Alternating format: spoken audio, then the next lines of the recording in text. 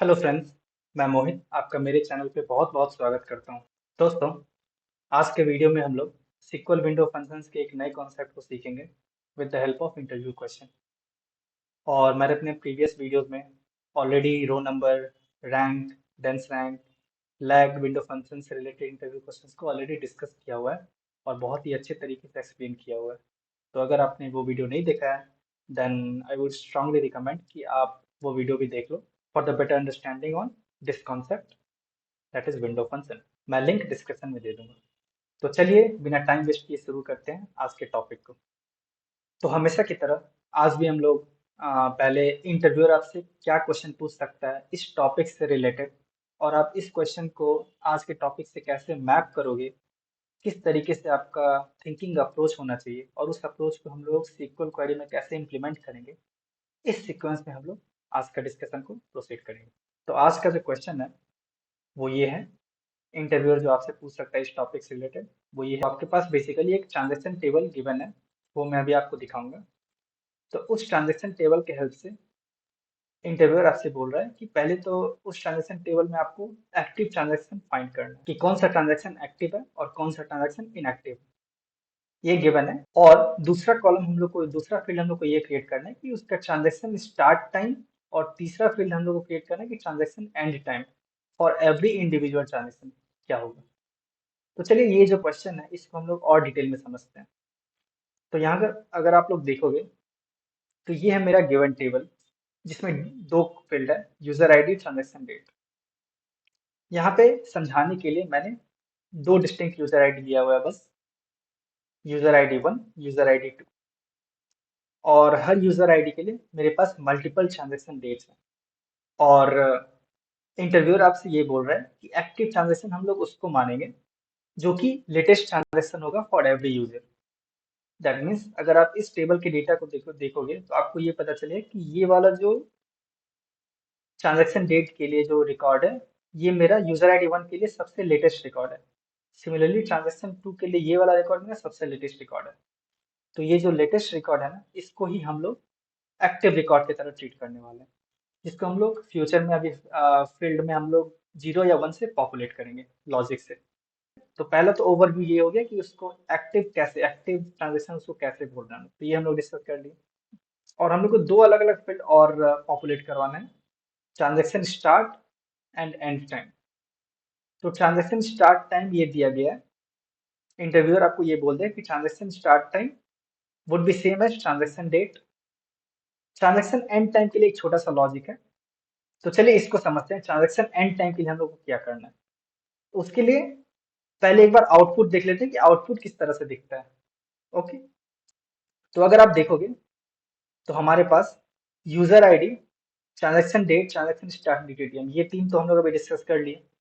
Transaction and को हम लोग कैसे पॉपुलेट करने वाले हैं, तो आप सारे डेटा को ना देख के एक पर्टिकुलर विंडो में, दैट इज एक पर्टिकुलर यूजर आईडी के लिए हम लोग पहले डिस्कस करते हैं। तो अगर आप ट्रांजैक्शन एंड डीटीटीएम देखोगे ना, तो पहले दो ट्रांजैक्शन को, लेट्स से हम लोग पहले दो ट्रांजैक्शन को लेते हैं। तो जो फर्स्ट ट्रांजैक्शन है, इसका जो नेक्स्ट इमीडिएट ट्रांजैक्शन है सेकंड ट्रांजैक्शन जो सेलेक्ट किया हुआ है मैंने, तो ये जो सेकंड ट्रांजैक्शन का ट्रांजैक्शन डेट टाइम है ना, this -1 second will become transaction end DTTM for the first transaction. That means किसी ट्रांजैक्शन का इमीडिएट नेक्स्ट ट्रांजैक्शन का transaction date -1 second will become transaction end DTTM for that previous transaction. In short ये है। और latest transaction जो होगा, जैसे इस केस में ये है, सिंस लेटेस्ट ट्रांजैक्शन तो अभी एक्टिव है तो इसका एंड टाइम होने का कोई मतलब नहीं है, बट फिर भी हमें एक पॉपुलेट करना होता है कि एंड टाइम इसको क्या देना है लेटेस्ट ट्रांजैक्शन को। तो इस केस में हम लोग लेटेस्ट ट्रांजैक्शन के लिए एंड टाइम देते हैं, वो होता है मैक्सिमम फ्यूचर टाइम। तो फ्यूचर का मैक्सिमम टाइम के लिए हम लोग ये जनरली ये कंसिडर करते हैं, इस तरीके से वैल्यू देते हैं। तो अगर आप देखोगे तो ये दो ट्रांजैक्शन के लिए यूजर आईडी 1 और यूजर आईडी 2 का जो लेटेस्ट ट्रांजैक्शन है, उस केस में ट्रांजैक्शन एंड डीटीटीएम वो इस तरीके से वैल्यू हम लोग दे रहे हैं। आप जब रियल टाइम प्रोजेक्ट पे काम करोगे अपनी कंपनी में, तो भी बहुत सारे सिनेरियोज आएंगे जहाँ पे आपको एक्टिव ट्रांजैक्शन को इस तरीके के टाइम से दिखाना पड़ता है। और जो भी मेरा एक्टिव ट्रांजैक्शन होगा उससे कॉरस्पॉन्डिंग हम लोग ये जो फील्ड पॉपुलेट करेंगे, तो ये जो भी मेरा एक्टिव ट्रांजैक्शन होगा उसके लिए हम लोग यहाँ पे 1 से पॉपुलेट करेंगे। बाकी सारे इनएक्टिव ट्रांजैक्शन के लिए वैल्यू 0 से पॉपुलेट करने वाले हैं हम लोग। ओके, तो यही मेरा इन टोटल इस क्वेश्चन के लिए रिक्वायरमेंट है, और ये हमने अभी एक अप्रोच डिस्कस कर लिया, और इसी अप्रोच को हम लोग अभी क्वेरी में इंप्लीमेंट करेंगे। लेकिन उससे पहले तो मैं आपको एक अपडेट यहाँ पे एडिशनल इन्फॉर्मेशन मैं आपको देना चाह रहा हूँ कि आपके पास एक ऐसा सिनेरियो भी आ सकता है कि एक एक्स्ट्रा कॉलम होगा जिसके लिए आपको अपडेटेड डेटा भी आपको मिल सकता है फ्रॉम द बिजनेस टीम। तो उस अपडेटेड डेटा को भी यहाँ पे आप लोग ट्रैक कर सकते हो, है ना। यहाँ पे तो हमने कुछ अपडेटेड डेटा वैसा लिया नहीं है, सिर्फ जो ट्रांजैक्शन आ रहा है उसका, उसमें कौन सा ट्रांजैक्शन एक्टिव है कौन सा ट्रांजैक्शन इनएक्टिव है उसको हम लोग बस यहाँ पे देख रहे हैं, है ना। बट आपको रियल टाइम सिनेरियो में ये भी पॉसिबिलिटी है कि किसी कॉलम में आपको अपडेटेड वैल्यू मिले फ्रॉम द बिजनेस टीम, तो आपको उस चीज को भी हैंडल करना होता है साथ में। और उस चीज को हैंडल करने के लिए भी हम लोग सेम तरह के टाइम का वैल्यू को यूज करते हैं, ताकि हमें पता रहे कि कौन सा वैल्यू, कौन सा ट्रांजैक्शन जो एक्टिव था, जो कि अपडेटेड वैल्यू आया है, उसको भी हम लोग को रिप्रेजेंट करना होता है, उसको भी हम लोग को दिखाना होता है कि हाँ वो अपडेटेड वैल्यू है, और वो अपडेटेड वैल्यू आया है उसका मतलब कि वो मेरा एक्टिव ट्रांजैक्शन भी है।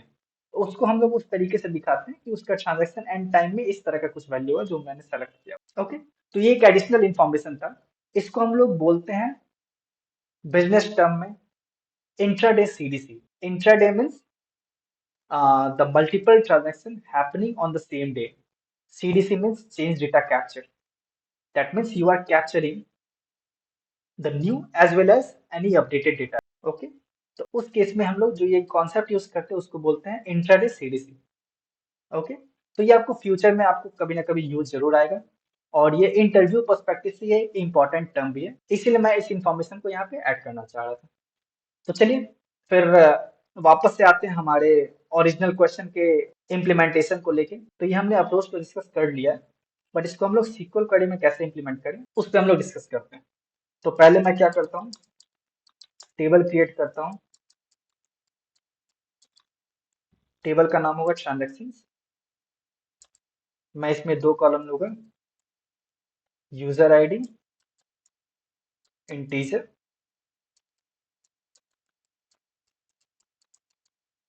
ट्रांजेक्शन डेट को लेते हैं हम लोग डेट टाइम। और अगर मान लो हमारे पास ऑलरेडी एक टेबल क्रिएटेड हुआ, तो उस केस में सेफ्टी के लिए हम लोग ड्रॉप इसको करते हैं। इसको रन करते हैं। गुड, अब हम इसमें वैल्यू इंसर्ट करते हैं।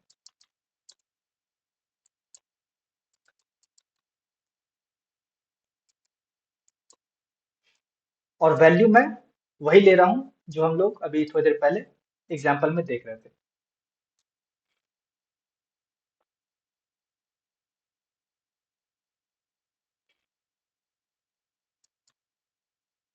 और इसको हम लोग करते हैं इस टेबल में इंसर्ट। तो ये हो गया हमारा डेटा इंसर्ट। अब एक बार सेलेक्ट करके देख लेते हैं कि क्या वैल्यू आ रहा है इसमें। Select star from transactions.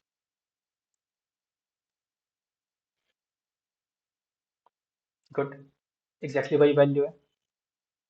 अब हमें क्या करना है, 3 कॉलम ऐड करना है। पहला हो गया ट्रांजैक्शन स्टार्ट डीटीटीएम, दूसरा कॉलम ऐड करना है ट्रांजैक्शन एंड डीटीटीएम, और तीसरा हो गया इज एक्टिव ट्रांजैक्शन। ये 3 फील्ड्स को हम लोग को पॉपुलेट करना है इंटरव्यूअर के इंफॉर्मेशन के अकॉर्डिंग।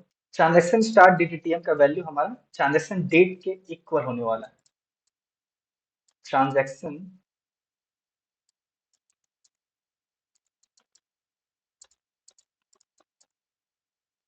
ट्रांस स्टार्ट डीटीटीएम, ये वैल्यू ट्रांजैक्शन डेट के बराबर होगा। ओके, एक बार पहले इसको रन कर लेते हैं कि यहाँ तक तो सही है ना, कुछ मिस हुआ है क्या। ट्रांजैक्शन ओके यहाँ पे। Okay, now coming to the next field which is transaction end DTTM. तो ट्रांजैक्शन एंड डीटीटीएम के हमने लॉजिक क्या डिस्कस किया था कि जो हमारा नेक्स्ट इमीडिएट ट्रांजैक्शन है, फॉर एग्जांपल अगर हम ये दो को कंसीडर करें, तो ट्रांजैक्शन नंबर 1 के लिए जो नेक्स्ट इमीडिएट ट्रांजैक्शन है वो ये है, और इसका वैल्यू ये रहा। तो this value -1 second will become transaction and DTTM for this first transaction. तो इसके लिए हम लोग को वैल्यू को शिफ्ट करना है एक ऊपर, है ना। उस केस में हम लोग यूज करते हैं लीड। लीड विंडो फंक्शन से हम लोग वैल्यू को शिफ्ट कर सकते हैं, और कितने वैल्यू से शिफ्ट करना है वो भी मैंने अपने पिछले वीडियोस में डिस्कस कर लिया है। तो अगर आपको थोड़ा सा क्लैरिटी चाहिए उस पर, तो आप वो वीडियो को रेफर कर सकते हो, मैं लिंक डिस्क्रिप्शन में दे दूंगा। तो शिफ्ट के लिए हम लोग जो कॉलम देने वाले हैं वो ट्रांजेक्शन डेट है, और किस विंडो में करना है, तो यहाँ पे पार्टीशन बाय यूजर आईडी, और किस ऑर्डर में वो शिफ्ट होना चाहिए, वैल्यू ऑर्डर बाय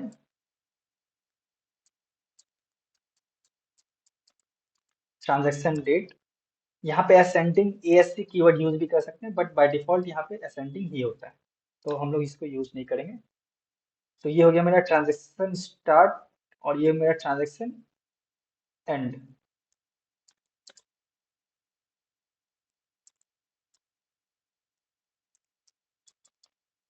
ओके, तो ये तो मेरा हो गया लीड, मैंने शिफ्ट कर दिया। बट हमारा रिक्वायरमेंट क्या है, उस शिफ्ट में के बाद हम लोग को -1 सेकेंड करना है, तभी तो हमारा सारा ट्रांजेक्शन कंटिन्यूअस भी होगा। मैं बताऊंगा कैसे, वो मैं कंटिन्यूअस का मतलब क्या बोल रहा हूँ यहाँ पे। तो हम लोग पहले -1 सेकेंड कैसे करेंगे, एक बार पहले इसको रन करके देखेंगे क्या आ रहा है। तो देखो ये हो गया, यहाँ पे शिफ्ट हो गया, ये वाला वैल्यू मेरा यहाँ आ गया।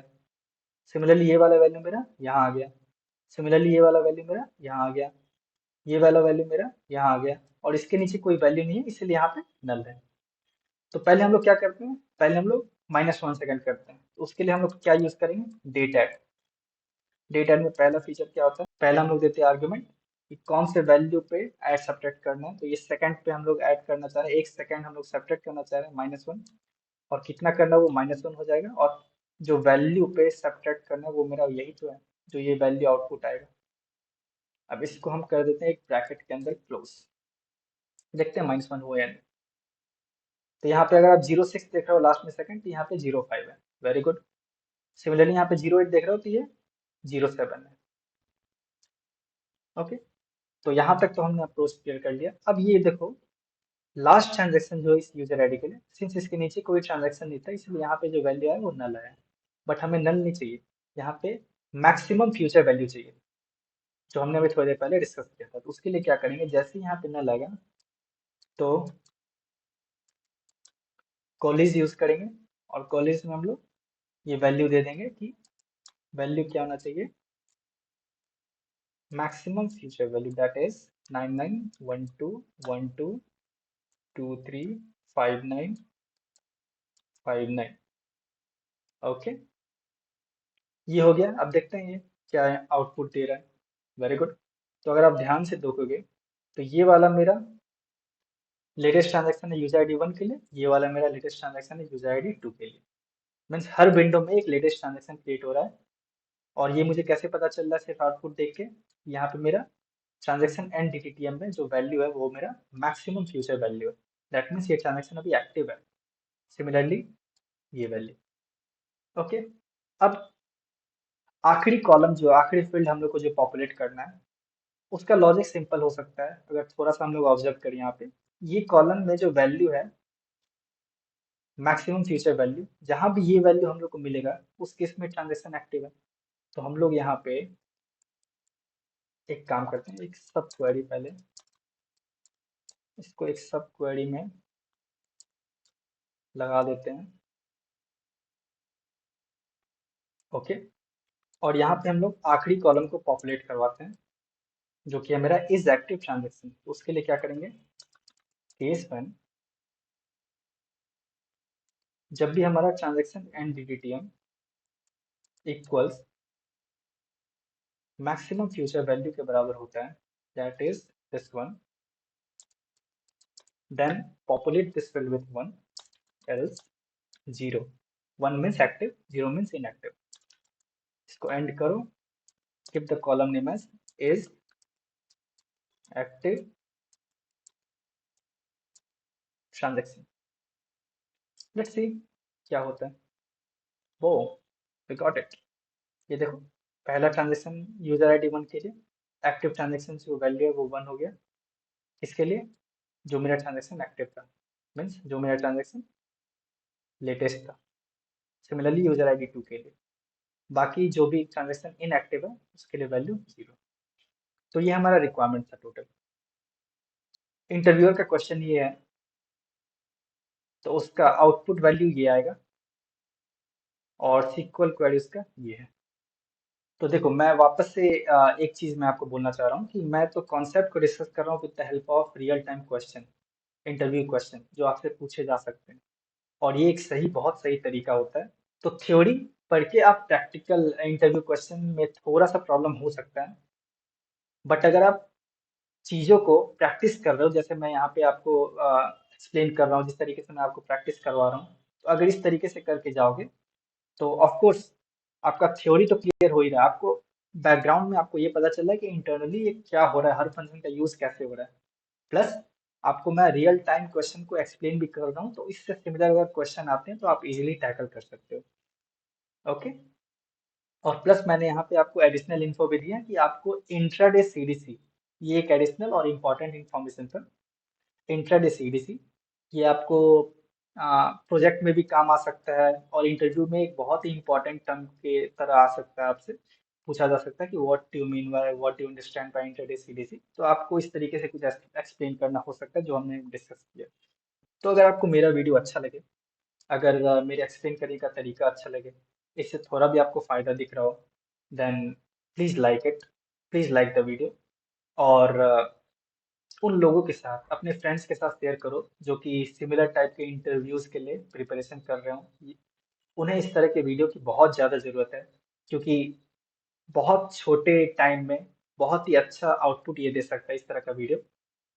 और अगर आप चैनल पे पहली बार विजिट कर रहे हो, देन प्लीज़ सब्सक्राइब इट, ताकि जब भी मैं नया वीडियो अपलोड करूं तो आपके पास उसकी नोटिफिकेशन मिल जाए और आप मिनिमम टाइम में मैक्सिमम गेन कर पाओ किसी नए कॉन्सेप्ट को लर्न करने के लिए। तो चलिए इसी के साथ आज की वीडियो को ख़त्म करते हैं। मिलते हैं अपने अगले वीडियो में।